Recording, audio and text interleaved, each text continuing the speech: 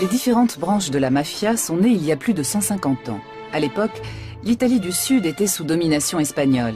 Dans cette société féodale et figée, seuls des individus prêts à tout, agissant en secret, avaient une chance de sortir du lot. La violence était leur seul langage. Aucun livre ne révèle pourquoi les mafias d'Italie du Sud se sont maintenues jusqu'à nos jours. Il se trouve même des membres du gouvernement italien pour prétendre qu'il faudrait s'arranger avec la mafia. Pourquoi ? Et comment se fait-il que la pieuvre soit si difficile à combattre? Actuellement, les mafias n'ont pas perdu un pouce de terrain. Au contraire, elles sont de plus en plus puissantes. L'Italie est l'un des plus grands pays d'Europe. Aujourd'hui encore, plus d'un tiers du pays est dominé, contrôlé et terrorisé par 3 grandes organisations criminelles.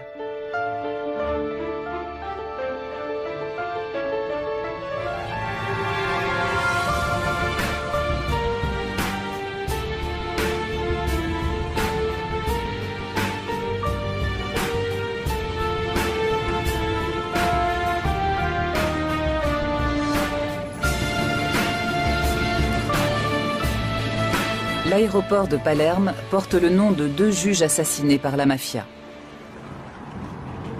L'autoroute qui relie l'aéroport au centre de Palerme. Sortie Capaci. C'est là que Giovanni Falcone, sa femme et 3 membres de leur escorte trouvent la mort le 23 mai 1992 dans l'explosion d'une demi-tonne de dynamite. L'attentat est signé Cosa Nostra, mot à mot, notre affaire. Le juge Falcone, qui enquêtait sur la structure interne de la mafia, était devenu gênant. Quelques années auparavant, on prétendait officiellement que la mafia n'existait pas.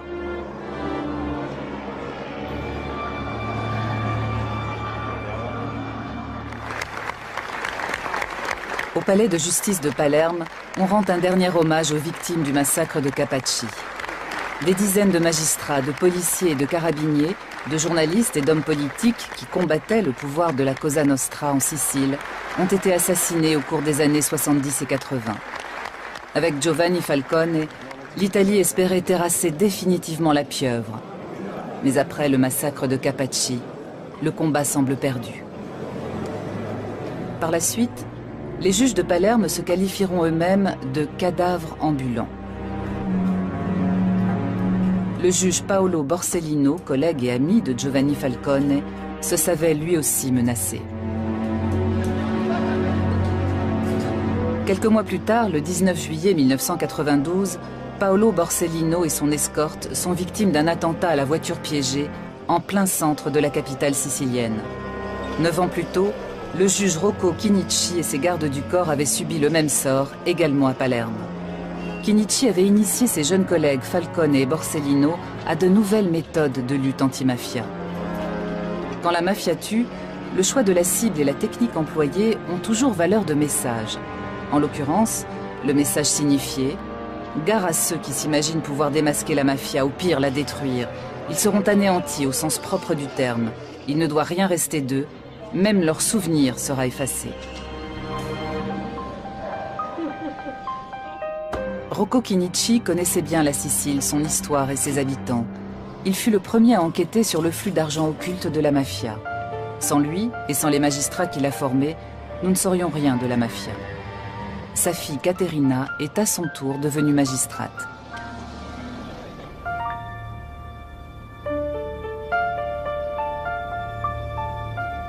Si era reso conto che c'era Il avait constaté l'existence d'une stratégie commune aux terribles homicides de ces années-là. Il s'était rendu compte que la mafia avait infiltré les divers secteurs de la société, comme par exemple les administrations, le monde politique, les institutions. Il avait bien compris que la mafia n'était pas seulement une organisation criminelle, mais également, hélas, une culture.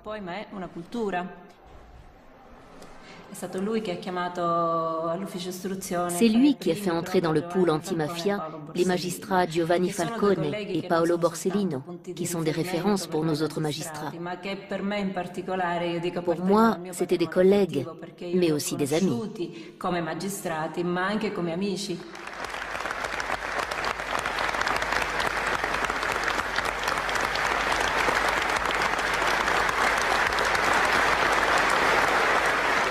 è un dolore che si rinnova costantemente. C'est une souffrance qui se renouvelle constamment. Même si de nombreuses années ont passé, cette douleur ne s'apaise pas. Elle devient peut-être plus intime, plus dissimulée, mais elle est toujours très forte.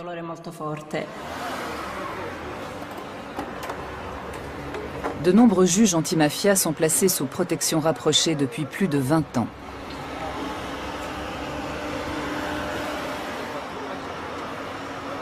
Tout comme leur famille, jour et nuit. Quand ils étaient étudiants en droit, ils étaient loin d'imaginer cela. À l'époque, entre 1975 et 1982-83, il était difficile de comprendre ce qui se passait à Palerme.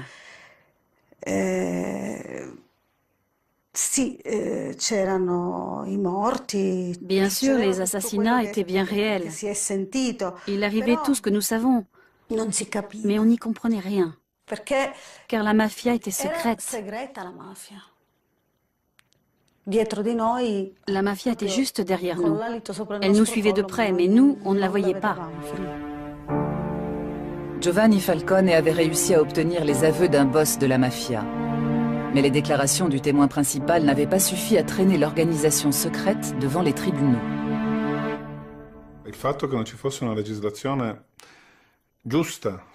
Il nous manquait une législation adaptée qui prenne en compte le phénomène mafieux. De plus, il existait cette collusion entre la mafia et une partie du monde politique, mais aussi de la magistrature, du barreau, des professions libérales au niveau local et quelquefois national.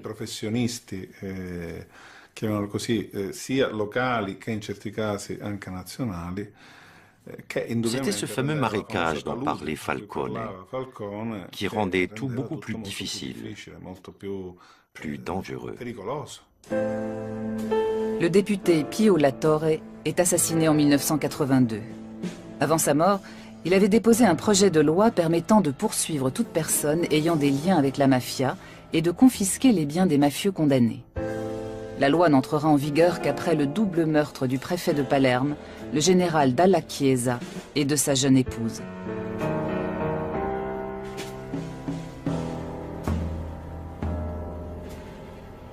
Il est désormais possible d'arrêter et d'inculper des dirigeants de la Cosa Nostra. Leur organisation et leur puissante armée secrète sont dans le collimateur de la justice.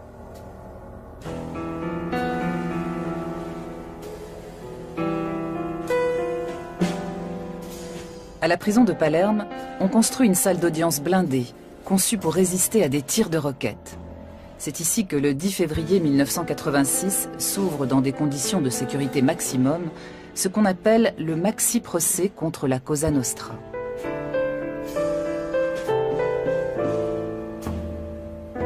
Plus de 400 chefs et membres de la mafia sont inculpés par les juges Falcone et Borsellino.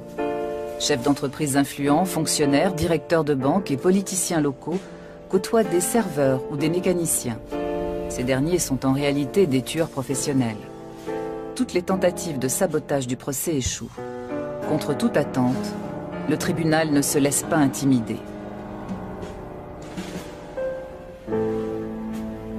Souvent, les témoins se rétractent parce qu'ils sont victimes d'intimidation. Et pour cause. Cela fait plus d'un siècle que la Cosa Nostra bénéficie d'une totale impunité.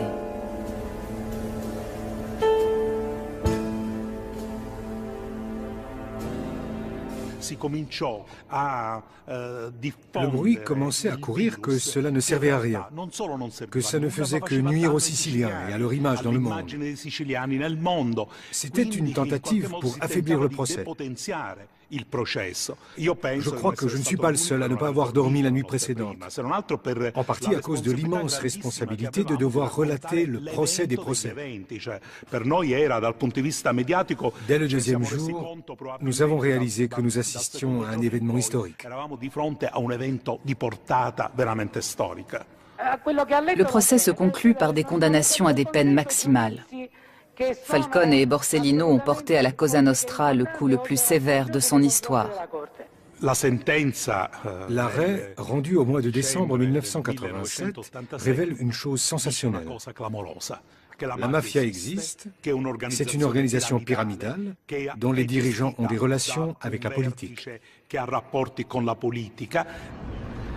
Et ce n'est pas tout. Alors que jusqu'ici, de nombreux jugements avaient été annulés pour de prétendus vices de procédure, la Cour suprême de Rome confirme les verdicts en 1992. L'événement marque un tournant décisif dans l'histoire de l'Italie d'après-guerre.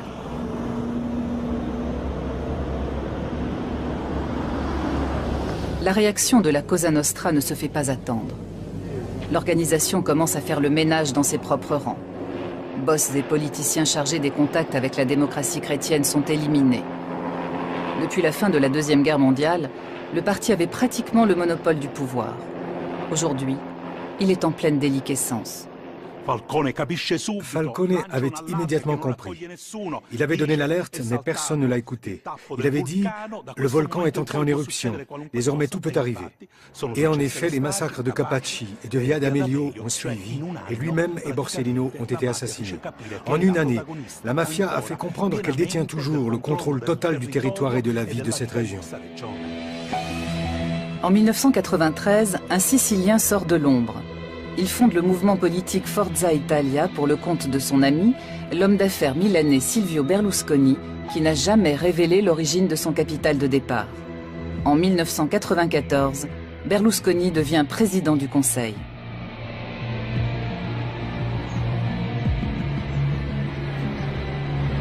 Le siège de la Direction nationale antimafia à Rome est placé sous haute surveillance. L'histoire de la mafia en Italie ne se résume pas à la lutte contre la mafia, mais aussi à la cohabitation avec elle. Une cohabitation faite de négociations et de dialogues qui s'est déroulée parallèlement à la lutte. Comme s'il y avait un état double qui d'un côté combat et de l'autre dialogue et cohabite. Mai 2009. Dans la salle d'audience du maxi-procès de Palerme, on commémore les attentats perpétrés contre Falcone et Borsellino. Des lycéens engagés dans le mouvement anti-mafia, des familles de victimes, de hauts représentants de l'État participent à la manifestation. Beaucoup de beaux discours et beaucoup de non-dits.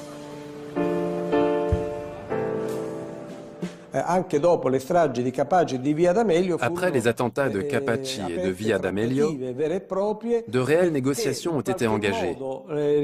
Car, je le répète, le dialogue n'a jamais été rompu.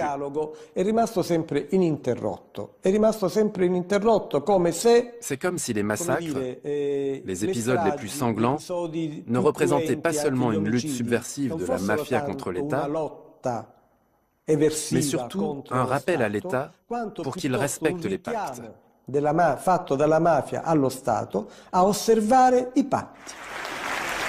Un appareil d'État parallèle qui passe des accords avec la mafia. Que signifie cette allusion ?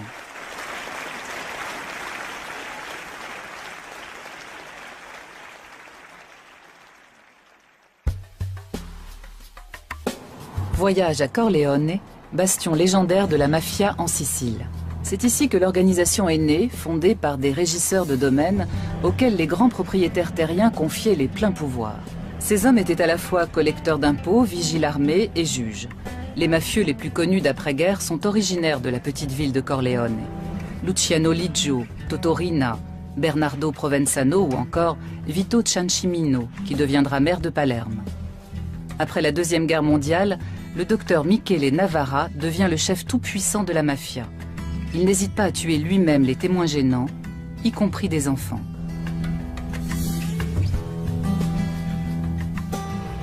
Mais il s'oppose à la jeune génération du clan de Corleone qui veut faire main basse sur Palerme en s'attaquant à l'aristocratie mafieuse. Après avoir éliminé Navarra, ses rivaux passent à l'attaque. Une attaque brutale et impitoyable. Au début des années 80, cette série de meurtres déclenchera à Palerme la guerre des mafias la plus sanglante de tous les temps.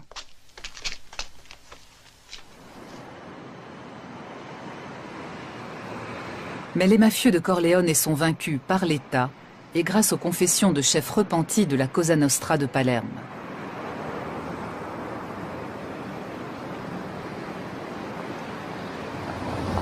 un centre international de documentation anti-mafia est créé à Corleone sur une idée de l'ancien maire de la ville.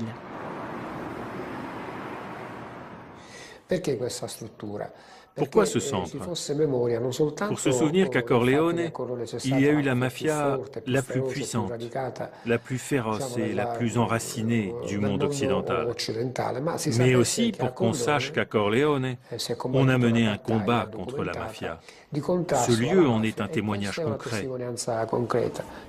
Les dossiers du maxi-procès relatent une défaite de la mafia, mais non sa fin. Car tout au long de son histoire, elle s'est toujours relevée. À la fin du XIXe siècle, les ouvriers agricoles et les paysans pauvres de Sicile se regroupent sous la bannière du tout jeune Parti socialiste italien. Le mouvement, basé à Corleone, a pour slogan « La terre appartient à ceux qui la travaillent ». Il est violemment réprimé par l'État.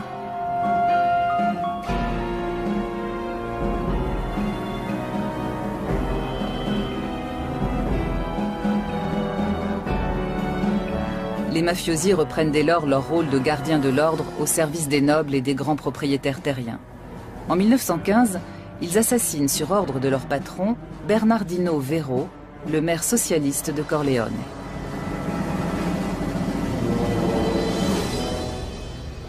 Dans le parc de Corleone, le buste de cet adversaire de la mafia est régulièrement la cible d'actes de vandalisme. Quelquefois même, il est volé. Il a fallu réinstaller la statue à plusieurs reprises.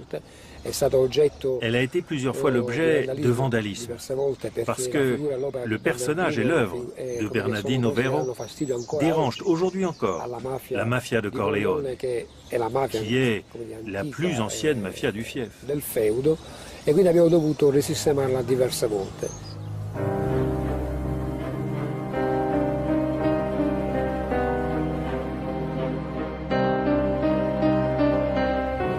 L'Italie du Sud a une longue tradition d'émigration.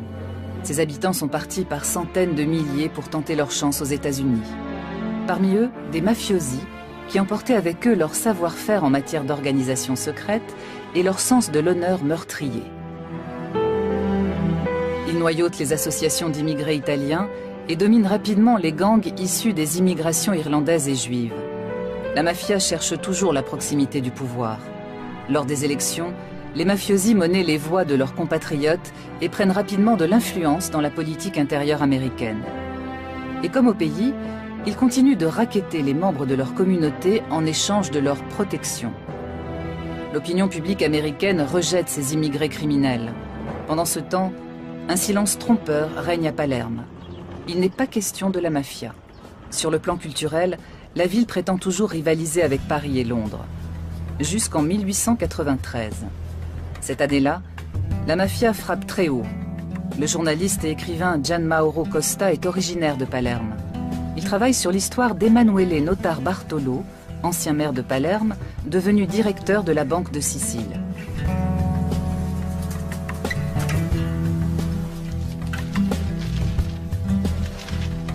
Le 1er février 1893, deux hommes assassinent Notar Bartolo dans un compartiment de train. Notar Bartolo avait découvert que des mafiosi et des notables volaient la Banque de Sicile. De plus, il souhaitait accorder des crédits aux ouvriers et aux petits paysans désireux d'acheter des terres. Deux bonnes raisons de l'éliminer. Après l'assassinat de Notar Bartolo, le mot mafia fait le tour de l'Italie pour la première fois. Gian Mauro Costa a découvert dans les archives de sa famille une correspondance. Une jeune parente, partie rejoindre son mari à Milan en 1901, suit le procès des commanditaires du meurtre de Notar Bartolo. À Palerme, la tante de la jeune femme rejette l'idée que la haute société sicilienne peut avoir des liens avec cette obscure mafia. Pour elle, il s'agit d'une rumeur malveillante propagée par les Italiens du Nord. Elle écrit « Nous, les gens du Sud, serions tous des criminels arriérés et incultes, sous prétexte que nous restons attachés à notre foi et que nous défendons la dignité et la grandeur de nos hommes. Ce Nord sans foi ni loi se croit-il tout permis ?» Mon Dieu, répond la nièce, c'est de justice qu'il s'agit. De lettre en lettre, le ton monte. le conflit nord-sud divise la famille. En 1904, le commanditaire du meurtre de Notar Bartolo, un homme politique sicilien lié à la mafia, est acquitté. La Sicile est en liesse. Le 12 mars 1909, un homme est abattu sur la Piazza Marina à Palerme. La victime, Joe Petrosino, est un policier américain originaire d'Italie du Sud. À New York, il a combattu la branche américaine de la Cosa Nostra. Selon Gian Mauro Costa, il voulait également démasquer l'organisation sur sa terre d'origine, la Sicile. Mais Petrosino sous-estime la mafia. Bien qu'il séjourne à Palerme incognito, l'organisation le localise et l'attire dans un piège mortel. Après l'assassinat d'Emanuele Notar Bartolo, la mort de Petrosino est la preuve de l'existence de la mafia. Mais il vaut mieux ne pas en parler.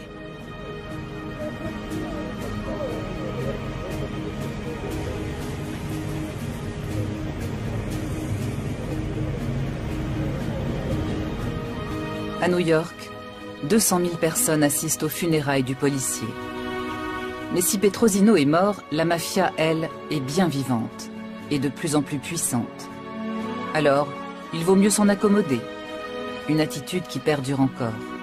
Les crimes de la mafia ont longtemps été classés dans la catégorie délinquance de bandes organisées. La phrase ricorrente era si ammazzano tra di loro. On disait alors, ils se tuent entre eux. Cela ne représentait donc pas un danger pour la société, puisqu'il s'agissait de règlements de compte au sein même de la mafia. Et on n'avait donc pas à s'en soucier. Ce dont on ne se rendait pas compte, c'est que la culture de la mafia s'enracinait dans cette ville et corrompait tout. Quand la Première Guerre mondiale éclate, on resserre les rangs dans tous les pays. À la fin de la guerre, les bolcheviks ont pris le pouvoir en Russie et des partis communistes se créent en Europe occidentale. Pour les masses laborieuses d'Italie du Sud, c'est un nouvel espoir. Dans toute la Sicile, on assiste à une vague de grèves, de révoltes et d'occupation des terres.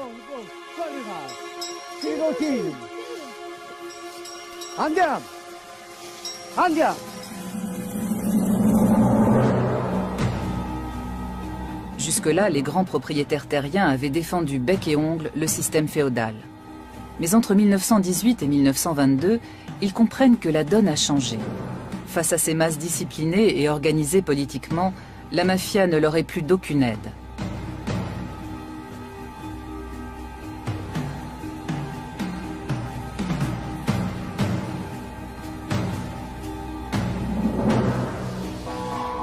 La dictature fasciste de Benito Mussolini met alors brutalement fin à toute forme de mouvement social.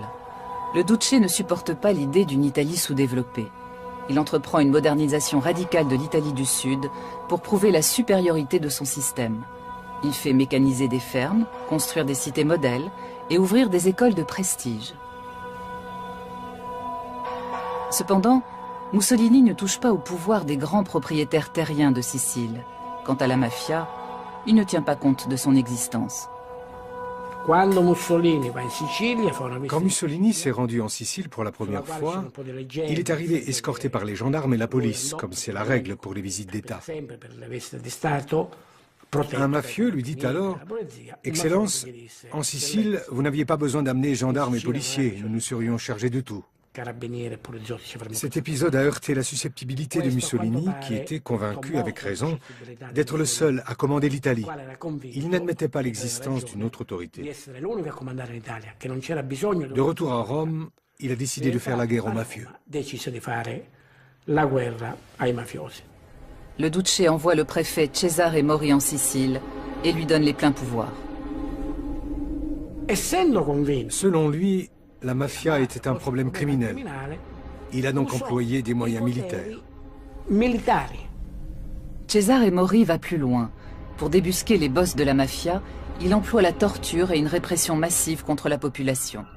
Mais la plupart des mafieux sont avertis et ont le temps de se cacher.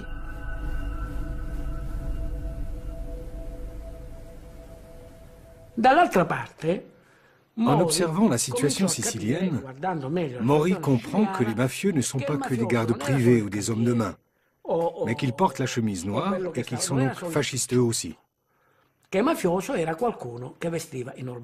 Alors il fait pression sur le parti fasciste national.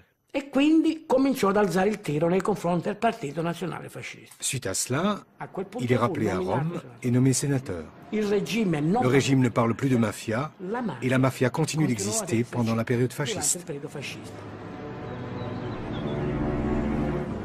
Mussolini est renversé en juillet 1943. L'idéologie fasciste et son empire usurpé s'effondrent. Les mafias d'Italie du Sud ont à nouveau le champ libre. Leur âge d'or commence. Pendant ce temps, la branche américaine de la Cosa Nostra est à l'apogée de sa puissance. Elle a fait fortune grâce au trafic d'alcool né avec la prohibition et au nouveau marché de la drogue. Des parrains légendaires comme Al Capone ont montré comment éliminer par la violence les concurrents, contrôler les marchés et corrompre politiciens et forces de l'ordre.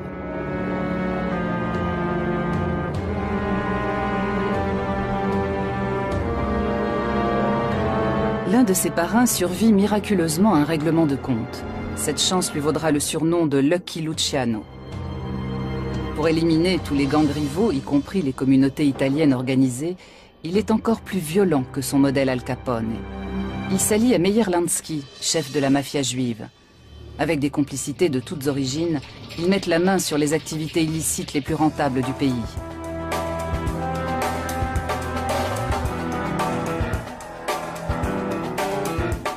Y compris celles interdites jusque-là par la mafia sicilienne, comme par exemple la prostitution. Après avoir noyauté, corrompu et écrasé le mouvement syndical américain, la Cosa Nostra entre à la bourse de Wall Street.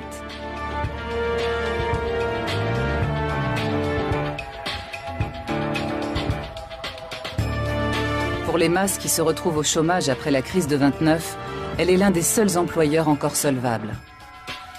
Dans ce contexte, l'État américain charge la mafia de mettre fin à des actes de sabotage dans le port de New York.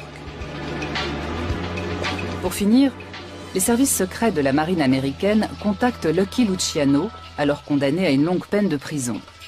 Les Alliés préparent le débarquement de Sicile. Ils chargent Luciano d'organiser les contacts avec les chefs de la mafia. Les militaires ne font pas la fine bouche. Au fond, puisque Mussolini les a persécutés, les mafiosi ne sont-ils pas des antifascistes? De plus, ils sont farouchement anticommunistes.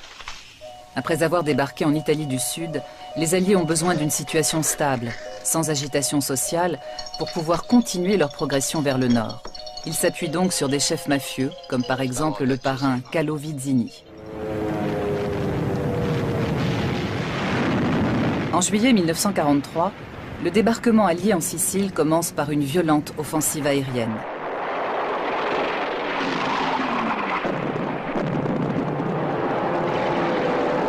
Puis, les Alliés entament l'une des opérations les plus secrètes de la fin de la Deuxième Guerre mondiale. Juste après le débarquement, des officiers américains invitent des représentants de la mafia sur la passerelle de commandement de leur navire. La mafia savoure son triomphe. À terre, les Alliés sont accueillis par une foule en liesse. Et pour cause, de nombreux GI sont des descendants d'immigrés siciliens. La fraternisation entre Siciliens et Américains est immédiate et durable. Elle se prolonge jusqu'à nos jours.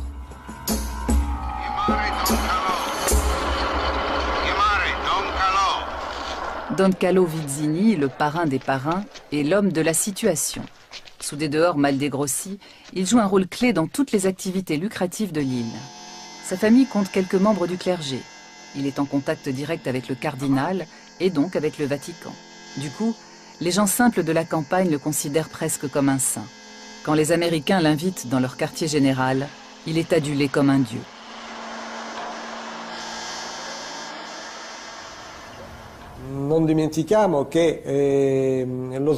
N'oublions pas que le débarquement en Sicile s'est déroulé avec l'aide massive de personnages mafieux auxquels on a même confié des charges politiques. Ils ont été nommés maires de certaines municipalités et ont obtenu ainsi une sorte de légitimité. Mr. Don Carlo Vizzini, è con piacere che il militare comando vi nomina sindaco di Villalba.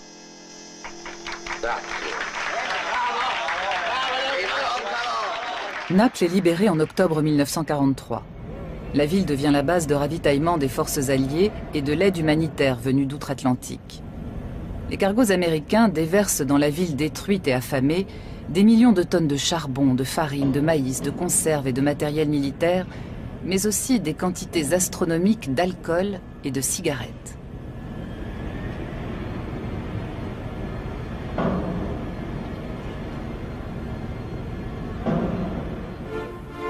L'avocat américain Charles Poletti, issu d'une famille de la région, est nommé gouverneur militaire de l'Italie du Sud occupée. Comme d'autres militaires haut placés, il s'enrichit grâce au marché noir des cigarettes américaines. Les Américains disposaient de plus de denrées, de cigarettes, de nourriture qu'ils n'en consommaient. Et les Napolitains sortaient de la guerre, appauvris et sans ressources. Les surplus américains étaient vendus au marché noir aux contrebandiers. La marchandise de contrebande provenait donc des Américains. On assiste à des carrières étonnantes. Vito Genovese, recherché pour meurtre aux États-Unis, fait du trafic de cigarettes américaines à grande échelle. Il a d'excellentes relations avec Charles Poletti.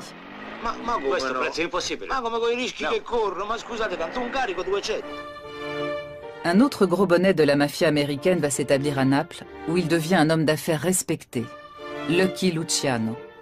Il modernise les mafias d'Italie du Sud sur le modèle américain. Pour certaines raisons sociales, la contrebande était tolérée. La vente des cigarettes s'effectuait jusque sous les murs de la préfecture. On voyait des policiers qui allaient acheter des cigarettes de contrebande. Il ne semblait pas y avoir de mal à cela.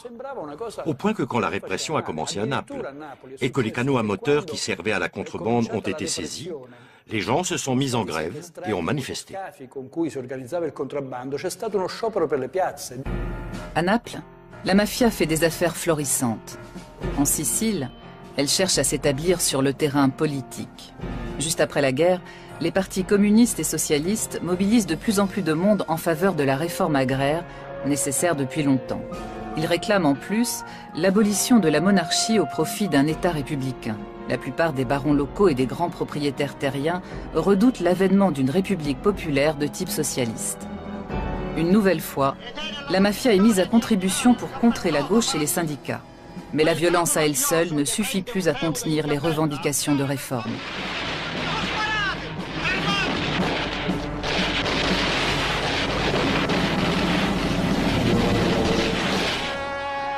La situation empire quand la gauche remporte les premières élections régionales libres de Sicile. Le 1er mai 1947, une fête populaire est organisée dans la vallée de Portella della Ginestra, dans l'arrière-pays sicilien.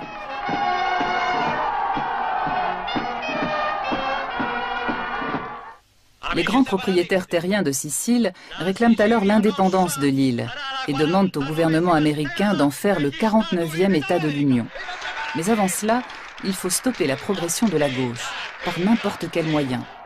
La mafia en fera son affaire.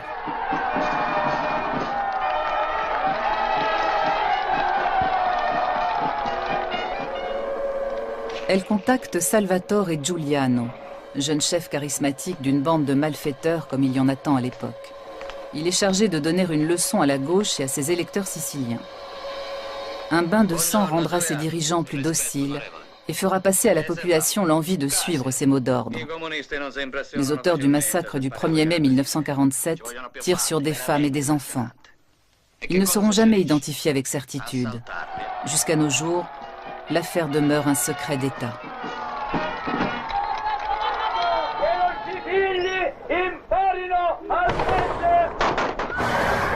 Le bilan est lourd. 11 morts, dont 4 enfants, et plus de 30 blessés graves.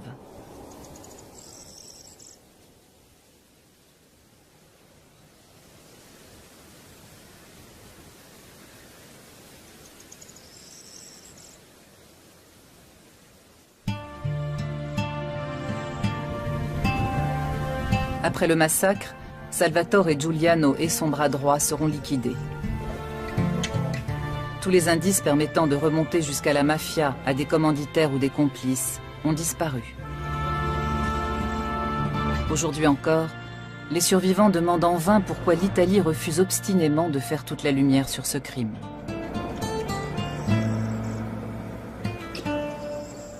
Maman a tout de suite été touchée. Elle n'a pas dit un mot. Elle a mis sa main comme ça.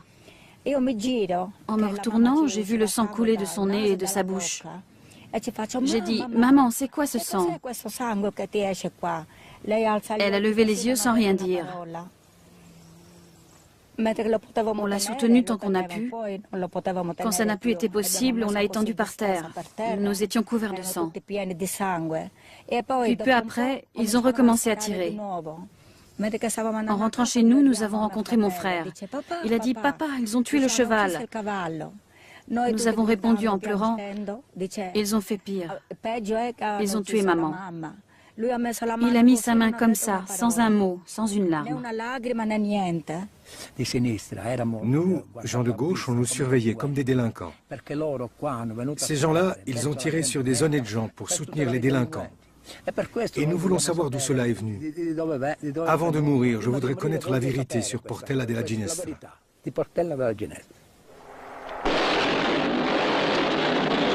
Après le massacre, les attentats contre les partis et les syndicats de gauche continuent.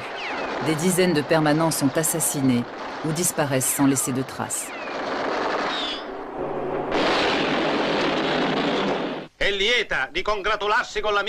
Des chefs mafieux comme Genco Russo se lancent dans la politique.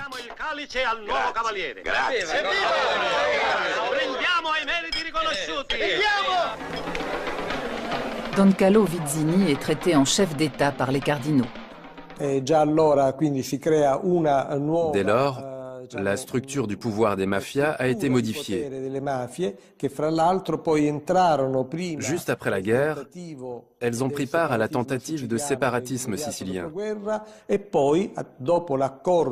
Puis, après l'accord de 1948 avec la démocratie chrétienne, elles ont renié le séparatisme et sont entrées librement dans l'État italien, avec des connexions dans les partis au pouvoir de la République naissante. Di potere della nuova Repubblica. Il cavaliere Giuseppe Genco Russo è l'uomo che farà gli interessi dei Mussumeli. Concittadini, votate il numero 8 della lista della Democrazia Cristiana. Votate Genco Russo. 20 ans plus tard, en 1968, une nouvelle tempête éclate. Le système démocrate chrétien vacille sur ses bases. On parle même de coup d'État militaire. Pour faire tourner son industrie, l'Italie du Nord a fait venir du Mezzogiorno des milliers de jeunes ouvriers pour les exploiter sans vergogne. À présent, ils se révoltent massivement, soutenus par les étudiants de gauche. Dans le sud, la contestation dénonce le pillage et l'appauvrissement de la Calabre, l'un des bastions historiques de la mafia. Sur son territoire, l'Ndrangheta calabraise parvient à canaliser la révolte au mieux de ses intérêts. Mais entre 1968 et 1970, la démocratie chrétienne, la mafia et l'Église catholique voient vaciller le système qui leur permet de se partager le pouvoir. Dans le secret d'une loge maçonnique, elle prépare le passage de la démocratie à un système autoritaire, avec un président tout-puissant. Elles ont le soutien des services secrets américains qui s'intéressent de près à l'Italie, membre de l'OTAN. Objectif, neutraliser les communistes, les syndicats et l'ensemble de la gauche, et prendre le contrôle de la presse, de la radio et de la télévision. L'homme fort de la loge P2 s'appelle Licio Gelli. Il a des relations avec la présidence américaine et les parrains de la mafia. À l'apogée de son pouvoir, l'homme de l'ombre commande aux services secrets italiens, à une partie des carabiniers et de l'armée. Parmi les membres de la loge secrète, on trouve le nom d'un entrepreneur milanais, un certain Silvio Berlusconi.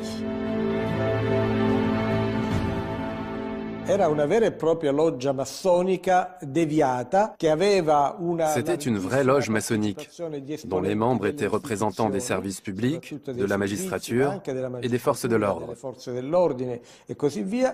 Mais elle était infiltrée par des personnages très discutables, proches de clans et de groupes mafieux.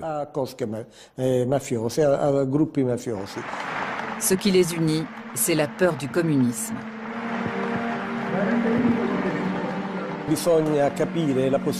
Il faut comprendre la position de l'Italie pendant les années de la guerre froide.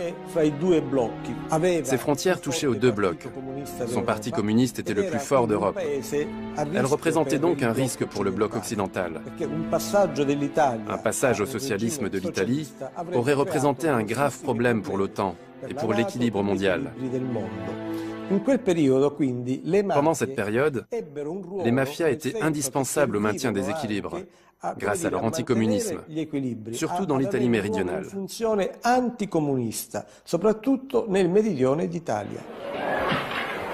Elles sont alors mises au service d'une terrible stratégie secrète. Fin 1969, les services secrets italiens et américains optent pour la stratégie de la tension, avec le soutien de groupes néofascistes et de la mafia. C'est le début d'une série d'attentats à la bombe dans des gares, des trains ou des rassemblements de masse. Officiellement, ce climat de terreur est mis sur le compte de la gauche italienne. En réalité, il s'agit de faire pencher l'opinion publique en faveur d'un homme fort qui prendrait la tête de l'État. L'Église se tait toujours. Pendant 150 ans, elle a respecté la loi du silence, contestant l'existence de la mafia, qu'elle qualifiait même d'invention des communistes. Seul le cardinal de Palerme, Salvatore Pappalardo, dénonce la collusion de l'Église, de la démocratie chrétienne et de la mafia.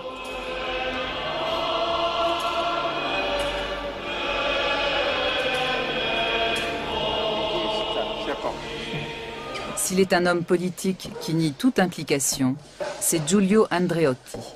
7 fois président du Conseil, ce démocrate chrétien de la première heure, formé par le Vatican, explique à mots couverts pourquoi l'Église et la démocratie chrétienne ont fait alliance avec tous les groupes anticommunistes depuis 1945, y compris la mafia. Dans les organismes catholiques, nous avions connaissance des persécutions religieuses pratiquées dans les pays où les soviétiques avaient pris le pouvoir. Et c'était donc une sorte de guerre préventive, afin que cela ne se répète pas en Italie. Ceci explique aussi l'engagement de l'Église dans les élections de 1948, dans les comités civiques. Il ne s'agit donc pas d'une invasion du domaine politique, mais d'une défense. Pour l'exprimer par une comparaison, comme les cultivateurs indépendants défendaient leurs terres contre les nationalisations, de même, les cultivateurs indépendants des âmes défendaient leur propre liberté et leur subsistance. En 1988, le cardinal Pappalardo déclare que les liens entre l'Église et la démocratie chrétienne d'une part et la mafia d'autre part sont incompatibles avec les fondements de l'état de droit et les principes du christianisme. En conséquence, il faut excommunier les mafieux. Mais la population ne l'entend pas de cette oreille. Dans un quartier périphérique de Naples, des femmes s'opposent à l'arrestation de leur mari, membre de la Camorra. Elles accueillent les représentants de l'État au cri de « Fuori », dehors. Pour elles, l'ennemi, c'est l'État. Que ce soit à Naples, en Calabre ou en Sicile, les deux seules grandes organisations à bénéficier d'un appui populaire sont la mafia et l'Église catholique. Sans réelle perspective d'avenir, les générations qui grandissent dans ces régions misent de plus en plus sur le trafic de drogue auquel se livrent leurs familles et leurs clans, acceptant ainsi de vivre dans la clandestinité, d'aller en prison ou d'être assassinés dans la fleur de l'âge. Comme à Duisbourg, en Allemagne, où de jeunes Italiens sont tués par l''Ndrangheta en août 2007.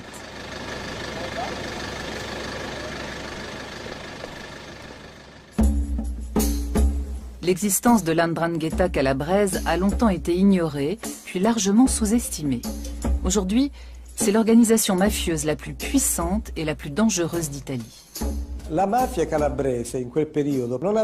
À cette époque, la mafia calabraise ne possédait pas les moyens financiers d'entrer dans le marché de la drogue. La région était relativement pauvre et arriérée. Cette mafia a donc été obligée de se constituer un capital de départ pour accéder au marché de la drogue. Et c'est par l'industrie de la prise d'otages qu'elle l'a fait. En 10 années d'enlèvement, des centaines, dit-on, elle a réussi à accumuler le capital nécessaire pour accéder au marché international des stupéfiants. Dans les montagnes de Calabre, les victimes d'enlèvement sont presque impossibles à retrouver malgré l'impressionnante mobilisation des forces de l'ordre. L'Ndrangheta investit l'argent des rançons dans des entreprises de travaux publics, ce qui lui permet ensuite de profiter des milliards que rapporte la modernisation de l'autoroute reliant Salerne à Reggio de Calabre. L'Ndrangheta est profondément ancrée dans le catholicisme, à tel point que les chefs de clan se réunissent chaque année dans un lieu de pèlerinage des montagnes de l'Aspromonte. Si l'organisation étend ses ramifications dans le monde entier, ce n'est pas seulement dû à l'émigration, mais aussi à la volonté délibérée des clans. L'Ndrangheta n'est pas restée ici, à Africo, ni à San Luca ou à Plati. Des membres des clans ont été transférés, comme des filiales, dans les régions du Nord ou à l'étranger. L'Ndrangheta est l'unique organisation mafieuse italienne à posséder 2 ou 3 sièges. Le cœur et le cerveau sont ici, à Africo, mais l'autre partie d'Africo se trouve à Milan ou à l'étranger, où elle manipule d'incroyables quantités de drogue. Il faut considérer Africo dans sa dimension nationale et internationale si on veut comprendre ce qu'ont réussi à faire ces gens-là.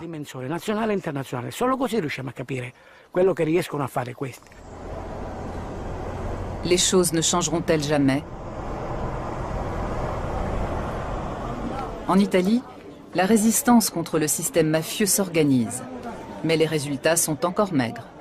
Ici, on peut lire « La mafia souille la Sicile ». C'est ce qu'on dit.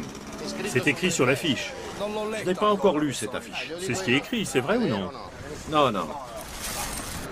Sans la présence aussi importante de la mafia, votre vie serait-elle meilleure ou pire? Pire, à mon avis. Pire? Oui. Ce sont des gens aimables et aussi très pieux.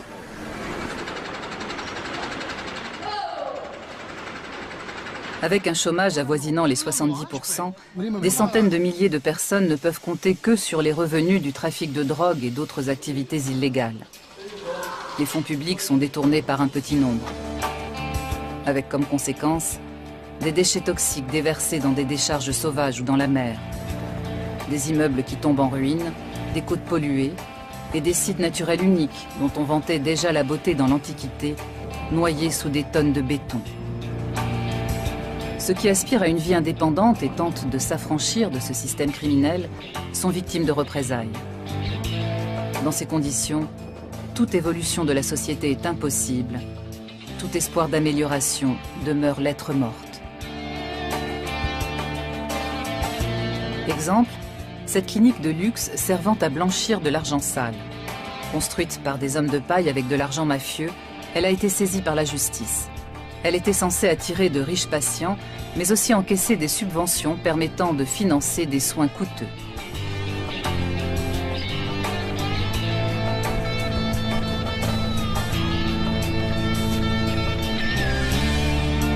Conséquence pour le système de santé, une administration pléthorique et incompétente et un manque cruel de médecins et de personnel soignant qualifié.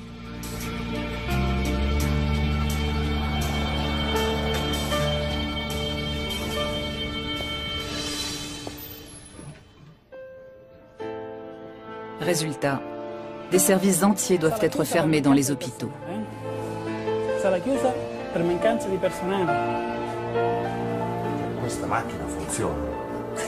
Des équipements onéreux restent inutilisés par manque de personnel. Dans le sud de l'Italie, la population fait les frais de ce système.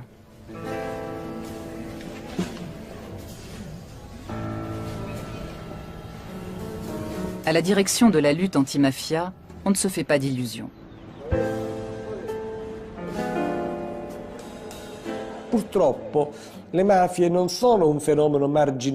Malheureusement, les mafias ne sont pas un phénomène marginal comme les autres phénomènes criminels du reste de l'Europe, y compris le phénomène du terrorisme. Elles sont désormais une composante structurelle de notre société, une composante indispensable même, puisqu'elles sont l'interlocuteur nécessaire pour toutes les politiques menées par l'État en Italie du Sud.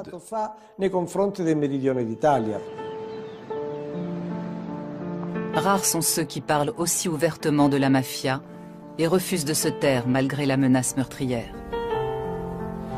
En Italie et en Europe, la majorité préfère se voiler la face et ignorer les rares voix qui s'élèvent. Pourtant, ce sont elles qui ont permis de comprendre le fonctionnement des mafias et de balayer l'idée qu'il s'agissait uniquement de crimes organisés. L'État mafieux est une réalité qui gangrène la société. Il est potentiellement aussi dangereux que n'importe quel système totalitaire.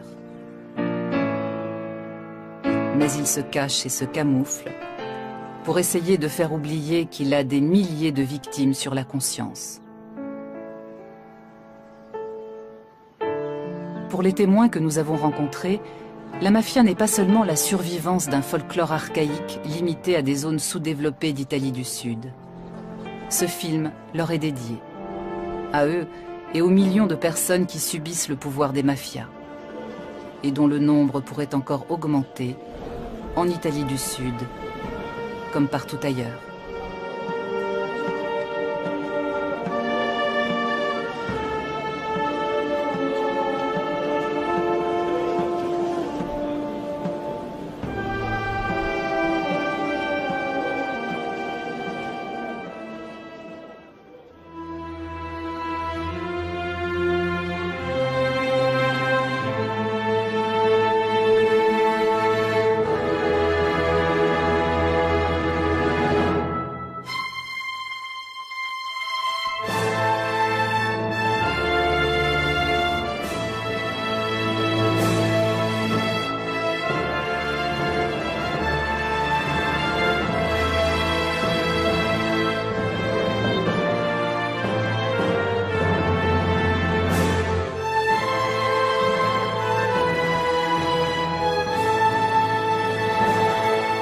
Il fut le premier à enquêter sur le flux d'argent occulte de la mafia. Sans lui et sans les magistrats qui l'a formé, nous ne saurions rien de la mafia. Sa fille Caterina est à son tour devenue magistrate.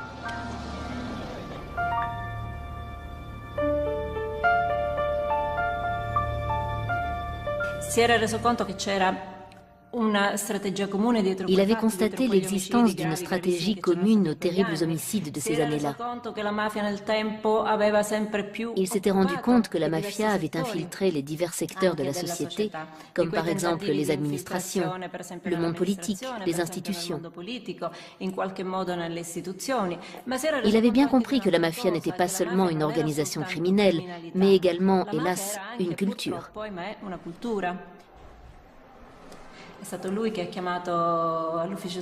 C'est lui qui a fait entrer dans le pool anti-mafia les magistrats Giovanni Falcone et Paolo Borsellino, qui sont des références pour nos autres magistrats. Pour moi, c'étaient des collègues, mais aussi des amis.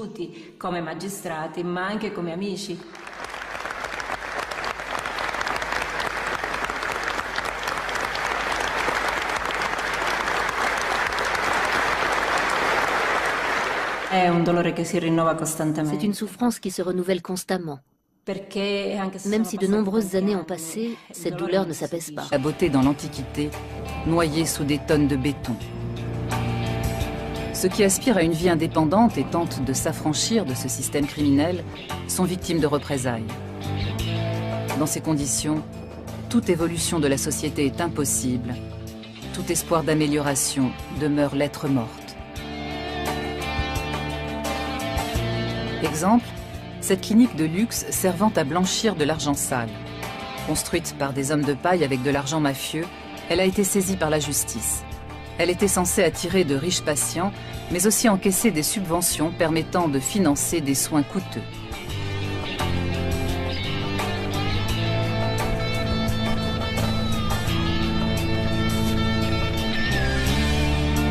Conséquence pour le système de santé, une administration pléthorique et incompétente, et un manque cruel de médecins et de personnel soignant qualifié.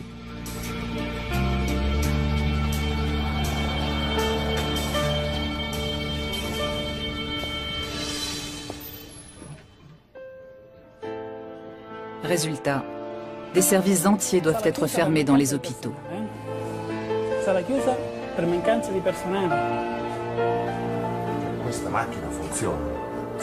Des équipements onéreux restent inutilisés par manque de personnel. Dans le sud de l'Italie, siècle, les ouvriers agricoles et les paysans pauvres de Sicile se regroupent sous la bannière du tout jeune Parti socialiste italien. Le mouvement, basé à Corleone, a pour slogan « La terre appartient à ceux qui la travaillent ». Il est violemment réprimé par l'État.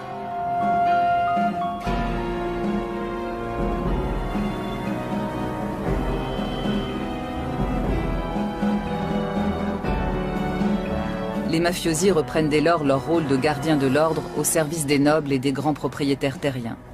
En 1915, ils assassinent sur ordre de leur patron, Bernardino Vero, le maire socialiste de Corleone.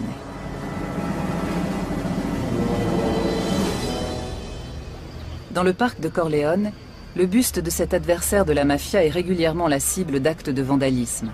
Quelquefois même, il est volé.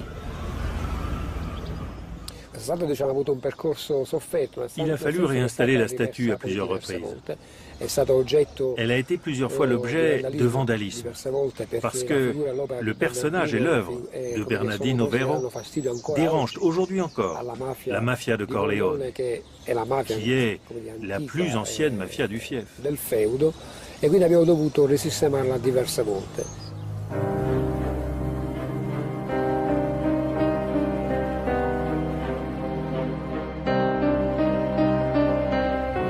L'Italie du... Il ne s'agit donc pas d'une invasion du domaine politique, mais d'une défense. Pour l'exprimer par une comparaison, comme les cultivateurs indépendants défendaient leurs terres contre les nationalisations, de même, les cultivateurs indépendants des âmes défendaient leur propre liberté et leur subsistance.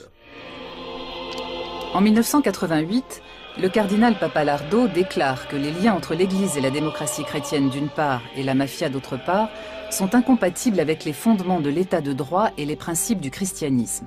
En conséquence, il faut excommunier les mafieux. Mais la population ne l'entend pas de cette oreille. Dans un quartier périphérique de Naples, des femmes s'opposent à l'arrestation de leur mari, membre de la Camorra. Elles accueillent les représentants de l'État au cri de « Fuori », dehors.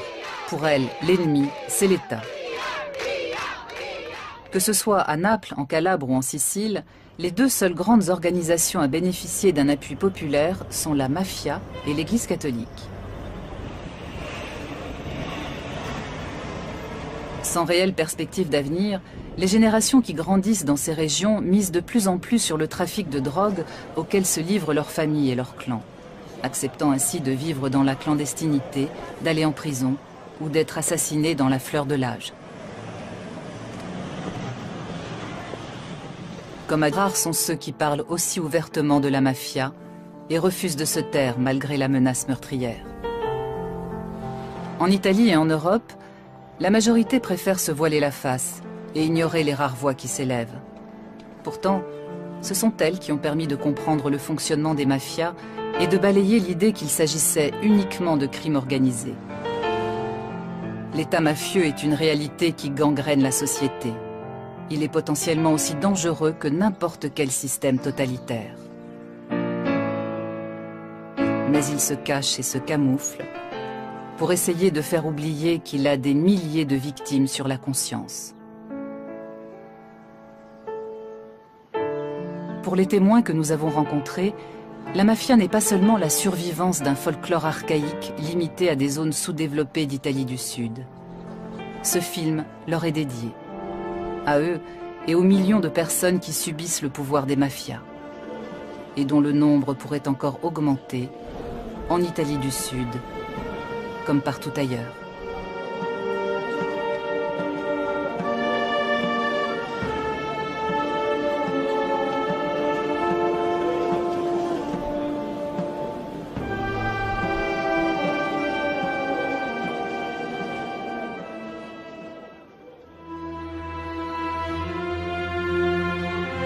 tout-puissants. Elles ont le soutien des services secrets américains qui s'intéressent de près à l'Italie, membre de l'OTAN. Objectif, neutraliser les communistes, les syndicats et l'ensemble de la gauche, et prendre le contrôle de la presse, de la radio et de la télévision. L'homme fort de la loge P2 s'appelle Licio Gelli. Il a des relations avec la présidence américaine et les parrains de la mafia. À l'apogée de son pouvoir, l'homme de l'ombre commande aux services secrets italiens, à une partie des carabiniers et de l'armée. Parmi les membres de la loge secrète, on trouve le nom d'un entrepreneur milanais, un certain Silvio Berlusconi.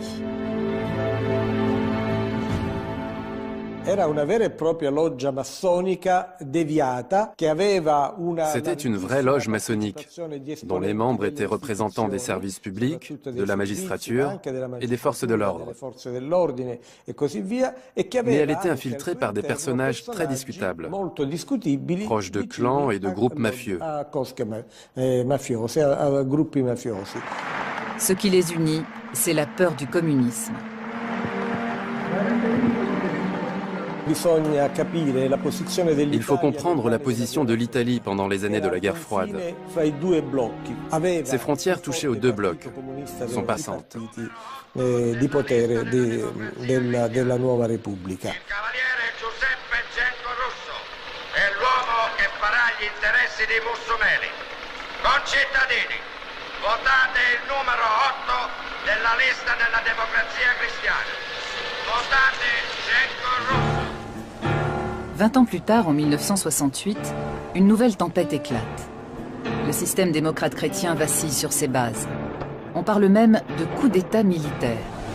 Pour faire tourner son industrie, l'Italie du Nord a fait venir du Mezzogiorno des milliers de jeunes ouvriers pour les exploiter sans vergogne. À présent, ils se révoltent massivement, soutenus par les étudiants de gauche.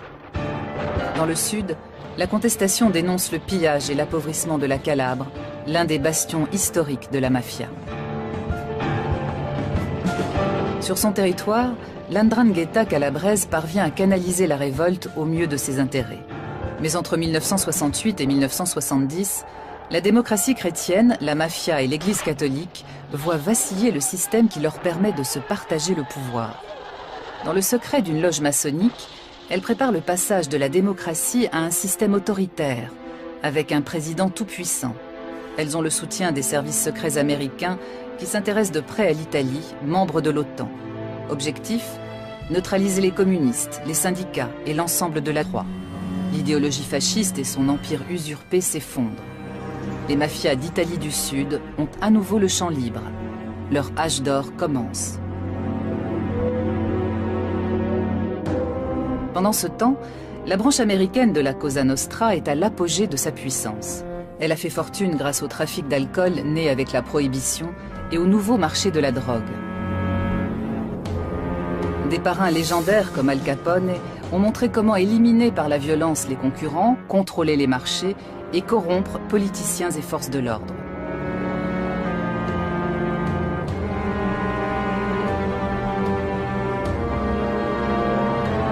L'un de ses parrains survit miraculeusement à un règlement de compte. Cette chance lui vaudra le surnom de Lucky Luciano. Pour éliminer tous les gangs rivaux, y compris les communautés italiennes organisées, il est encore plus violent que son modèle Al Capone. Il s'allie à Meyer Lansky, chef de la mafia juive. Avec des complicités de toutes origines, ils mettent la main sur les activités illicites les plus rentables du pays.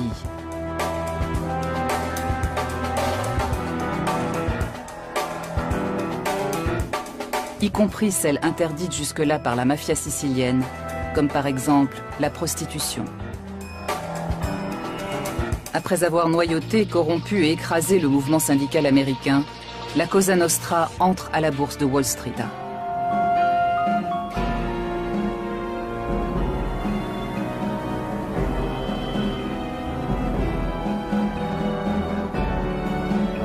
Les mafiosi reprennent dès lors leur rôle de gardiens de l'ordre au service des nobles et des grands propriétaires terriens.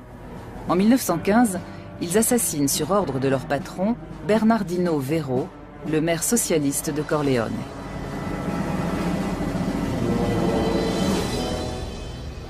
Dans le parc de Corleone, le buste de cet adversaire de la mafia est régulièrement la cible d'actes de vandalisme. Quelquefois même, il est volé. Il a fallu réinstaller la statue à plusieurs reprises. Elle a été plusieurs fois l'objet de vandalisme, parce que le personnage et l'œuvre de Bernardino Vero dérangent aujourd'hui encore la mafia de Corleone, qui est la plus ancienne mafia du fief. E quindi abbiamo dovuto risistemarla diverse volte.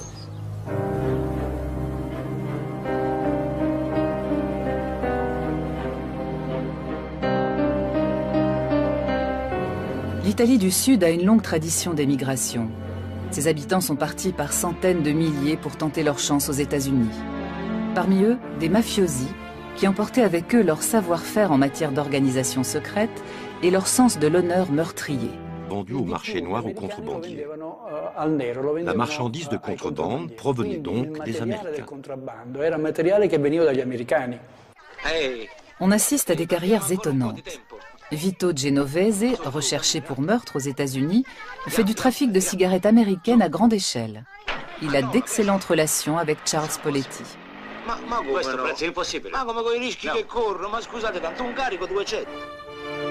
Un autre gros bonnet de la mafia américaine va s'établir à Naples, où il devient un homme d'affaires respecté, Lucky Luciano. Il modernise les mafias d'Italie du Sud sur le modèle américain. Pour certaines raisons sociales, la contrebande était tolérée. La vente des cigarettes s'effectuait jusque sous les murs de la préfecture. On voyait des policiers qui allaient acheter des cigarettes de contrebande. Il ne semblait pas y avoir de mal à cela. Au point que quand la répression a commencé à Naples et que les canaux à moteur qui servaient à la contrebande ont été saisis, les gens se sont mis en grève et ont manifesté. À Naples, la mafia fait des affaires florissantes. En Sicile, elle cherche à s'établir sur le terrain politique. Juste après la guerre, les partis communistes et socialistes mobilisent de plus en plus de monde en faveur de la réforme agraire, nécessaire depuis longtemps. Ils réclament en plus l'abolition de la monarchie au profit d'un État républicain. La plupart des... Comme à Duisbourg, en Allemagne, où de jeunes Italiens sont tués par l'Andrangheta en août 2007.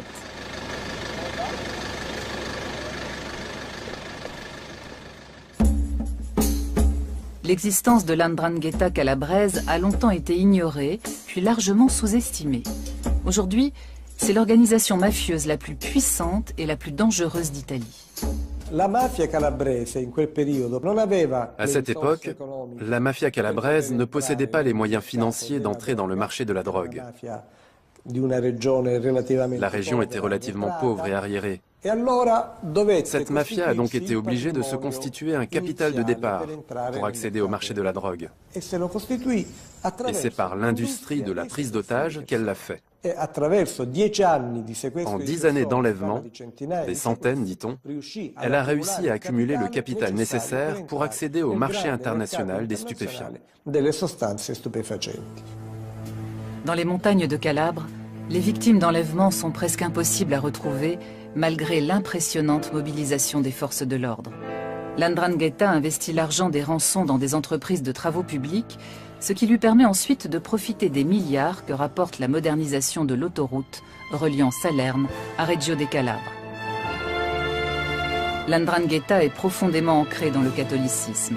Sacre, les attentats contre les partis et les syndicats de gauche continuent. Des dizaines de permanents sont assassinés ou disparaissent sans laisser de traces.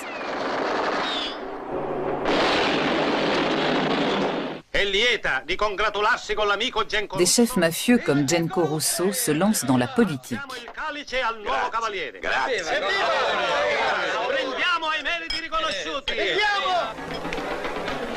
Don Carlo Vizzini est traité en chef d'État par les cardinaux. Dès lors, la structure du pouvoir des mafias a été modifiée. Juste après la guerre, Elles ont pris part à la tentative de séparatisme sicilien.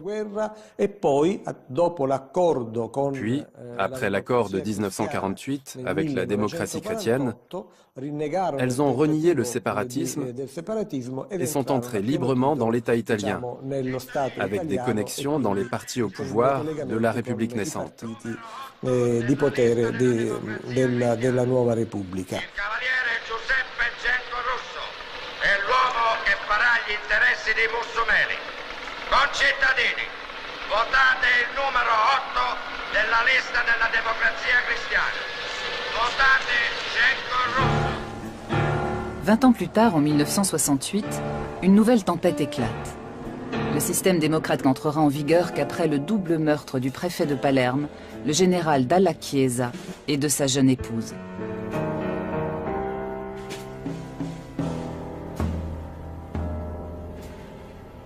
Il est désormais possible d'arrêter et d'inculper des dirigeants de la Cosa Nostra.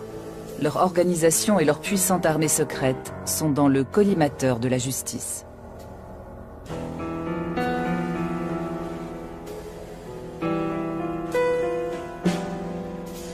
À la prison de Palerme, on construit une salle d'audience blindée, conçue pour résister à des tirs de roquettes.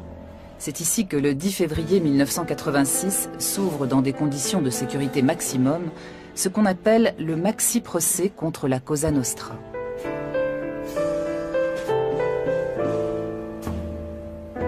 Plus de 400 chefs et membres de la mafia sont inculpés par les juges Falcone et Borsellino.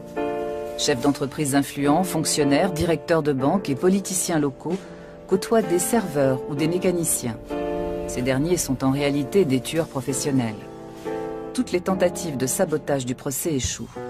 Contre toute attente, le tribunal ne se laisse pas intimider. Souvent, les témoins se rétractent parce qu'ils sont victimes d'intimidation. Et pour cause. Cela fait plus d'un siècle que la Cosa Nostra bénéficie d'une totale impunité. Conséquence pour le système de santé, une administration pléthorique et incompétente et un manque cruel de médecins et de personnel soignant qualifié.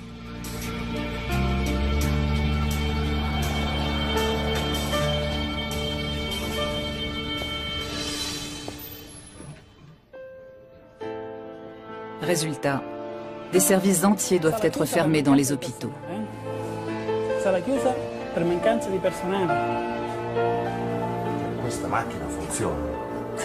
Des équipements onéreux restent inutilisés par manque de personnel. Dans le sud de l'Italie, la population fait les frais de ce système.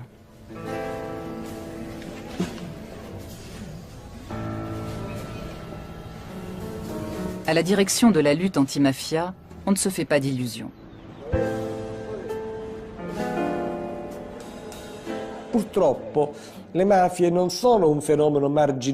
Malheureusement, les mafias ne sont pas un phénomène marginal comme les autres phénomènes criminels du reste de l'Europe, y compris le phénomène du terrorisme.